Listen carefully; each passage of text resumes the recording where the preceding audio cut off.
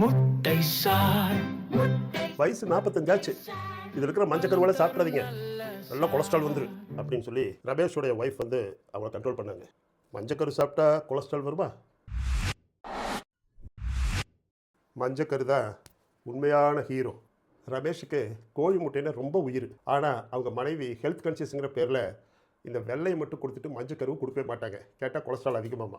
இந்த முட்டையில் இருக்க அந்த வெள்ளையை மட்டுமே சாப்பிட்டு ரமேஷ் வந்து வர வர ரொம்ப டயர்ட் ஆகிட்டார். ஏன்னா ஒரு உண்மை புரிஞ்சுக்கணும், முட்டையினுடைய மஞ்சக்கருவில் தான் 90% கால்சியம் அயன் எல்லாம் இருக்குது. அதெல்லாம் சுத்தமாக அவருக்கு கிடைக்காம போயிடுச்சு. முட்டையில் இருக்கிற மஞ்சக்கருவில் கொலஸ்ட்ரால் இருக்கிறது அதிகம் தாங்க, இல்லைன்னு சொல்ல. ஆனால் அது கூடயே இந்த ஃபேட் சால்யூபிள் வைட்டமின்ஸ்னு சொல்கிறது ஏடிஇகே, ஏடிஎம்கே இல்லைங்க, ஏடிஇகே, அந்த வைட்டமின்ஸும் இதில் ரொம்ப அதிகமாக இருக்குது. அது மட்டும் இல்லாமல் இந்த கோலின் அப்படிங்கிற ஒரு கெமிக்கல் காம்பவுண்டும் இருக்குது. இந்த முட்டையில் இருக்கிற மஞ்சள் கருவை தூக்கி போடுறது தங்கத்தையே தூக்கி குப்பையில் போடுற மாதிரிங்க. யாராவது செய்வாங்களா இந்த வேலையை? அதனால் ரமேஷ் மாதிரி நீங்களும் ஏமாந்துடாதீங்க.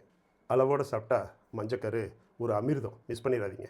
ஆசைக்கு தாராளமாக ஒரு நாளைக்கு ஒரு முட்டை மஞ்சக்கருவோடு சேர்த்து கண்டிப்பாக சாப்பிட்டுக்கலாம். ஓகேங்களா? இன்றைக்கி சண்டே, முட்டை பிரியாணி. மஞ்சள் வெள்ளை ஜோடி பாரு, சாப்பிட்டால் நலம் தரும் பாரு.